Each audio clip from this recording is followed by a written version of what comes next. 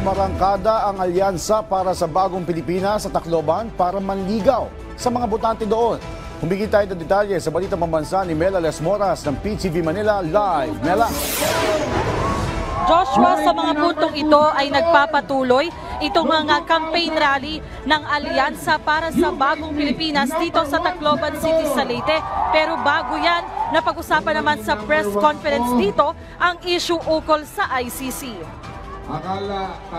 Tiniyak ng campaign manager ng Alyansa para sa Bagong Pilipinas na si Navotas City Representative Toby Chanco na mananatiling nakatuon ang pansin ng kanilang mga pambato sa Hatol ng Bayan 2025 sa mga pangangailangan ng mga Pilipino at iba yung pag-unlad ng bansa. Sa press conference ng grupo sa Tacloban City sa Leyte, natanong kasi ang usapin ukol sa pagkakaaresto kay dating Pangulong Rodrigo Duterte na ngayon nakapiit na sa detention center ng International Criminal Court. Sabi ni Chanco, bagamat mainit ang issue rito, patuloy ang gagawin nilang pag-iikot sa bansa at pakikipag-ugnayan sa ating mga kababayan.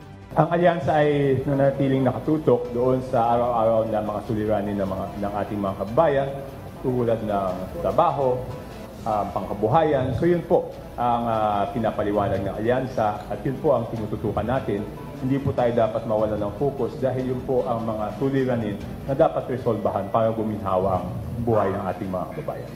Gate naman ni Alyansa Senatorial Candidate Abby Binay sa darating na eleksyon. Sana'y hindi lang kulay ng politika ang tingnan ng mga botante, kundi higit sa lahat ay ang kapasidad at kwalifikasyon ng isang kandidato. Sang-ayon din dyan ang kanyang mga kasamahan. Yes, we are part of the administration, but we are individuals in a group. So sana naman po dun sa mga botante, we're not talking about kung pro Marcos ka ba o pro Duterte ka, kung pink ka ba, kung dilaw ka ba, kung green ka ba, kung red ka ba.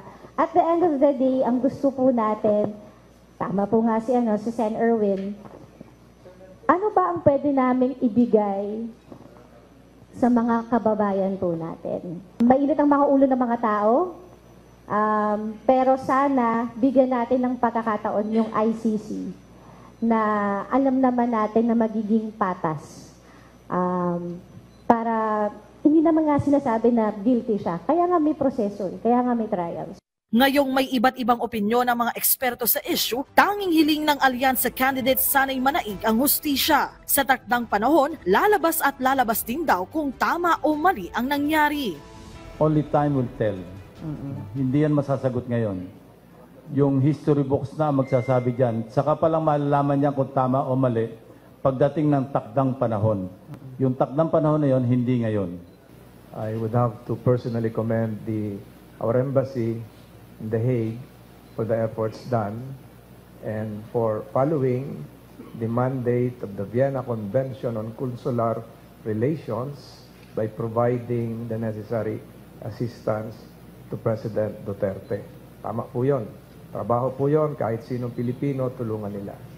On a personal note, tayo po ay nalungkot din. Tayo po ay nag-alay din ng dasal.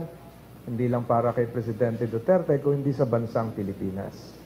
Sa tanong naman kung napapanahon na nga bang magbalik sa ICC ang Pilipinas, hit ni Congressman Erwin Tulfo.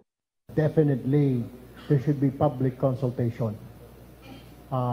To start with, yung ating mga mambabatas, mga district lawmakers, senators, before we have to talk about it, tackle it, para we can hear the clamor of the public. Sino ba may gusto, sino hindi, so that we would know. Nasa Tacloban City sa Leyte ngayon ang Alyansa para sa Bagong Pilipinas para sa kanilang ika-9 na campaign rally na pinangunahan mismo ni Pangulong Ferdinand R. Marcos Jr. Libo-libong kababayan natin ang nakilahok dito para marinig ang mga plataporma at mga plano para sa bansa ng mga pambato ng administrasyon. Papatuloy itong campaign rally ng Alyansa para sa Bagong Pilipinas at inaabangan natin yung pagdating dito mismo sa venue ni Pangulong Ferdinand R. Marcos Jr. Kanina kasi ay nasa Leyte na rin siya, so inaabangan natin yung kanyang magiging talumpati dito nga sa actual campaign rally ng Alyansa para sa Bagong Pilipinas. Joshua? Maraming salamat, Mela Lesmoras.